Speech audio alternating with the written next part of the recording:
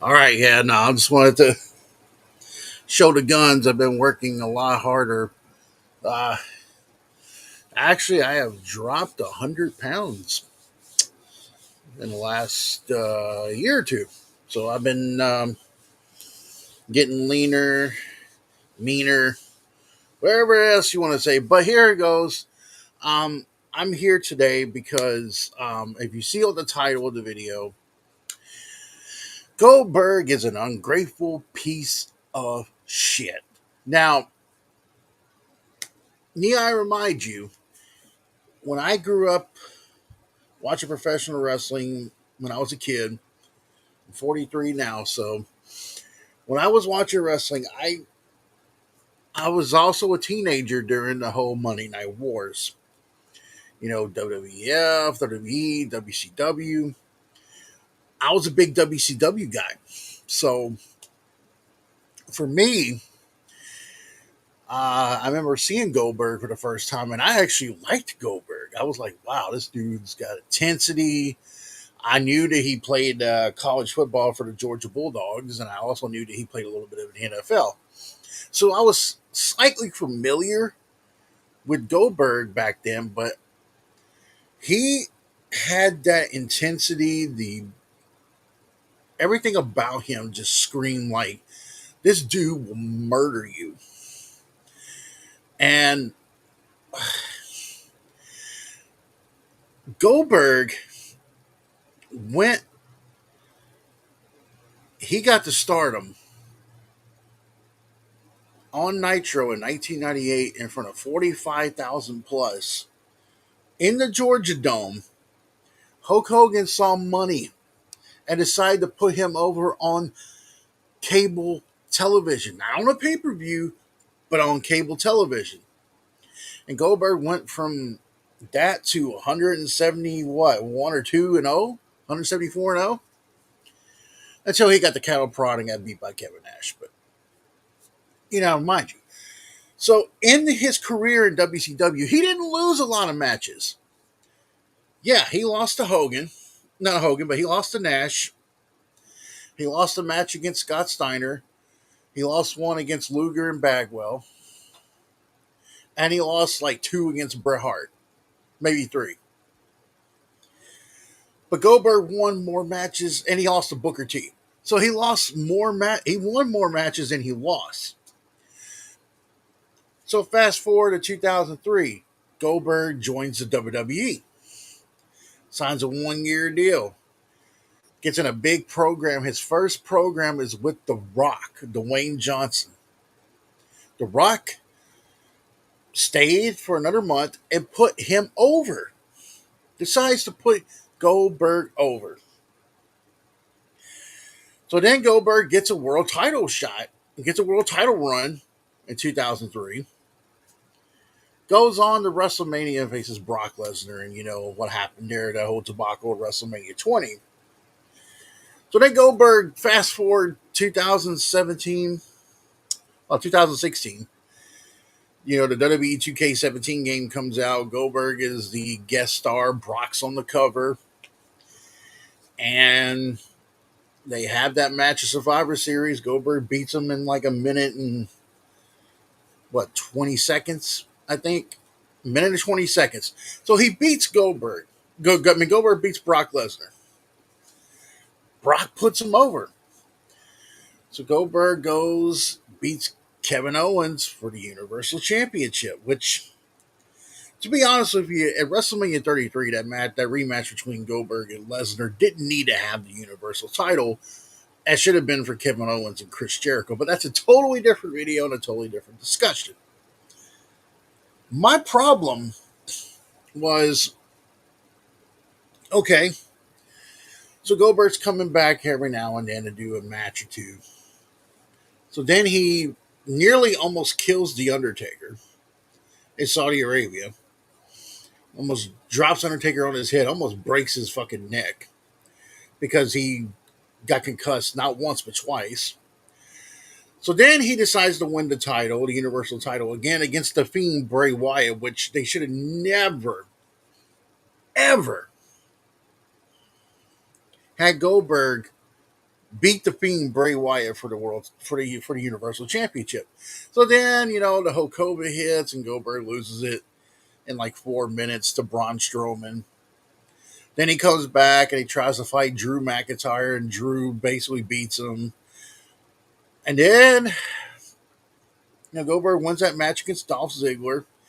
He loses to Bobby Lashley, but then he has a really good match with Bobby Lashley, I thought, at Crown Jewel in Saudi Arabia. That little no holds barred match they had, I thought that was pretty good.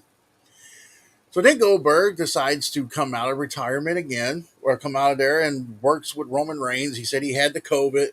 He didn't have much time to train and everything like that. So he loses to Roman Reigns.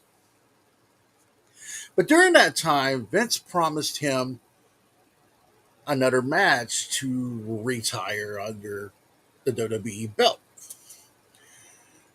That was in 2022. Fast forward 2025. WWE decides, you know what? Let's have Goldberg have his last match. So they plant the seeds last year in Atlanta for Bad Blood. Had Goldberg and Gunther going at each other. So then they plant the seeds for that. Goldberg had plenty of time to get ready. Apparently his knee was messed up. Now here's where I think Goldberg is an ungrateful piece of shit. Now I agree that it was wrong to cut him off during his speech, his little farewell speech. Don't necessarily blame WWE for that, because when you work with NBC, they have a set time. When you start at 7 p.m. and you end at 9 p.m., you end at 10 p.m. Eastern, they go into their local news stations usually. So they have this thing. Now, WWE probably should have known that and maybe kept it going on the. I think they should have kept it going on Peacock. They could have done that. But then again, what they did was they righted it wrong, and then they showed his entire speech on WWE's YouTube channel. Goldberg got lucky because Seth Rollins had that injury. He had more time to his match. Him and Gunther did. They had a 15-minute match. A 15-minute match for Goldberg. He ain't done that in a very long time. Gunther carried him. And carried him well. Goldberg got his jackhammer in. He's got his spear in. He almost, he broke, I think he cracked Charles Robinson's ribs. But the biggest problem is, guys, is that Goldberg, WWE gave that whole entire night to him. It was in Atlanta. They even brought back Doug Dillinger, who used to be the head of security for WCW. They brought back some of Goldberg's friends. He was walked out with his son, Ernest the Cat Miller. Atlanta gave him a nice little send-off and a pop, even though a lot of people did not want to see Goldberg get a title shot or didn't even want to see Goldberg in the ring again. But Goldberg actually came to fight. He looked good. He did the right thing. He put Gunther over, got choked out, and made Gunther even more credible than what Gunther was. So now you think, okay, cool. They gave him a cool send-off. And then Goldberg decides to go on a YouTube channel, gets interviewed, and starts complaining. Something him and Bret Hart have a lot in common. I know Bret doesn't like him and they don't like each other because of what happened, but Goldberg starts complaining that it wasn't at a PLE, quote unquote, it wasn't at a pay-per-view. It was a Saturday night's main event. And Goldberg was really upset about that he felt like he could have done more and they could have done this and that. I'm sitting there thinking, dude, they rolled out the red carpet for you because the Raw before Saturday night's main event, they had you look like a total badass coming out with that Chevy Chevelle, come to the ring and knock the mic and you punch Gunther right in the face and knock him down. They made you look like an actual badass. And what did you do? WWE gives you that one last match that you were yearning for. At 58 years old, they gave it to you. And what do? You go on a show and you start complaining, oh, they cut me off. They cut my speech off and blah, blah, blah, blah, blah. I'm sure when WWE apologized to you face to face, you probably said, oh, no, no, no, it's cool. Yeah, yeah, yeah. And then you wait and then go onto a talk show and start bitching and complaining because you're an ungrateful piece of shit. My thing is this. They rolled out the red carpet for you. Saturday night's main event is considered a PLE, premium live event. They gave you an opportunity on national television on NBC to wrestle your last match against Gunther for the World Heavyweight Championship. They didn't even have to do that. They didn't have to give you a title shot. Matter of fact, they didn't even have to give you this last match. But they gave it to you. You can say what you want. I know Vince McMahon promised you that. And yeah, we can all say what we want to say about TKO and how Endeavor is fucking up some stuff with WWE because they're making it look more like UFC with all their ring stuff. It was not WWE's fault. You're right. You're right there, Hunter. It wasn't WWE's fault. It was NBC. Now, should WWE have known that they were going to do that? Probably. But you have to keep in mind, a lot of things happened that night. Seth Rollins blew out his knee. So you had that happen. That match with him and LA Knight got cut short. So then you're scrambling. You have to add on more minutes to Goldberg and Gunther's match because I can guarantee you that was not going to be a 15-minute match at first. So they gave you this beautiful chance to talk to the crowd. So they played it on WWE YouTube. A lot of people just tuned into it. A lot of people gave you props for that promo. I gave you props for that promo. I thought it was a really nice thing that you said. But then you decided to be an ungrateful little shit. And then you start talking and talking and talking. And then you're saying, well, you're never really retired until you're dead. You know what? Goldberg, you are nothing but a dude that's about the money. You went out there and you told these fans out there that you love them, that you appreciate them. If you really appreciate the wrestling fans, you would shut the fuck up. But no, you could not shut the fuck up. You had to open up that big giant jaw mouth of yours and run your mouth, being ungrateful to the fact that WWE gave you an opportunity to finish your career on a high note. That was actually not a bad match between you and Gunther. You did the right thing. You put Gunther over. You put the young guy over. You made Gunther credible. Him his title defense a good thing. Going into SummerSlam now, he's going to be facing CM Punk. But you had to say something. You had to say something because you could not let it go that it wasn't done at a big giant pay-per-view. And I know what you're thinking. You wanted that Saudi money. I know it. I know that's what it is. But here's the deal. Goldberg, they gave you an opportunity when they shouldn't have done that. Even when Vince was in charge in 2016, they gave you a chance to come back, have that match with Brock again. Brock made you look like $1,000,000. Even in the Royal Rumble, Brock made you look like $1,000,000. Say what you want about Brock Lesnar. Brock Lesnar can actually sell. Goldberg made Goldberg look like a freaking star. And that 5-minute WrestleMania 33 match was a lot better than the one that was at WrestleMania 20. And I think a lot of people would agree with that.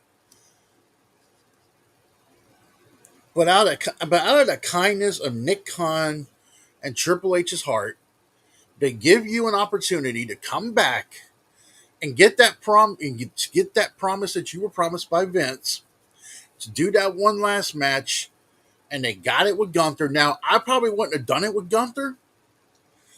Honestly, I would have booked him against Braun Breaker because they're all saying Braun Breaker's spear needs to be the one guy that only does the spear. I agree with that.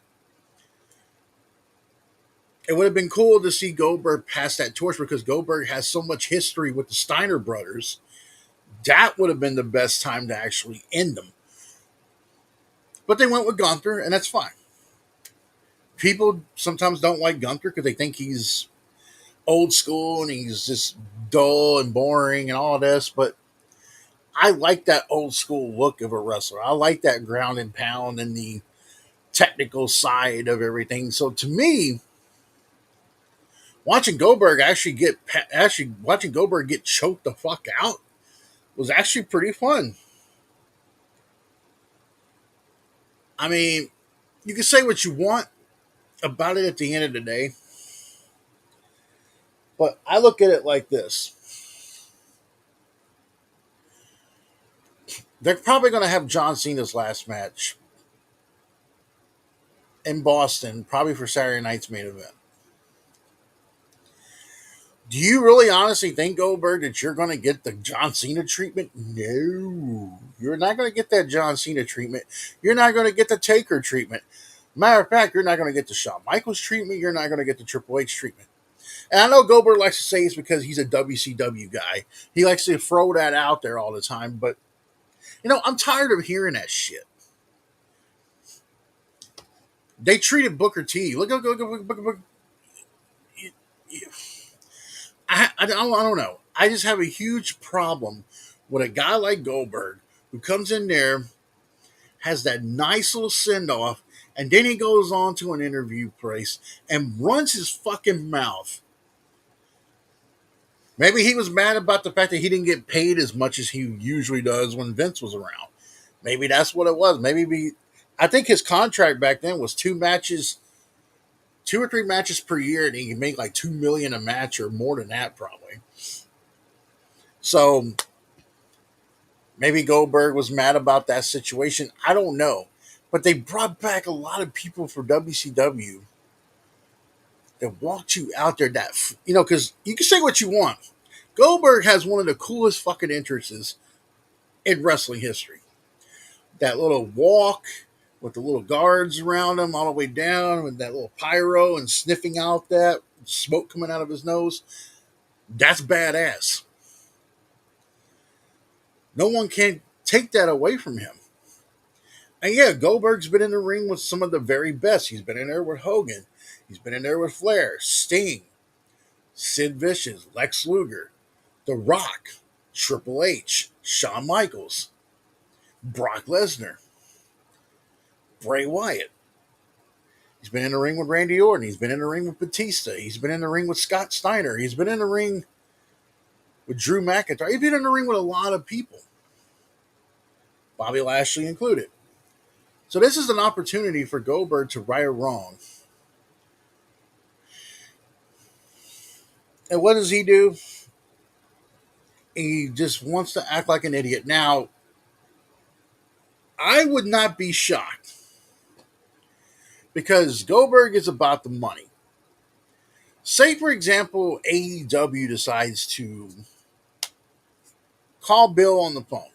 It says, hey, why don't you come on down?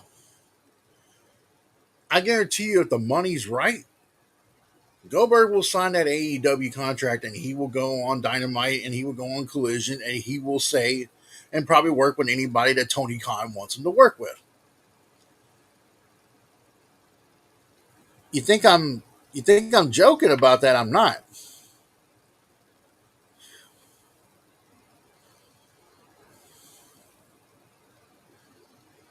It's just a ridiculous thing for a man like Goldberg. When people put you over, you were just a rookie in late 97. You were down at a WCW power plant.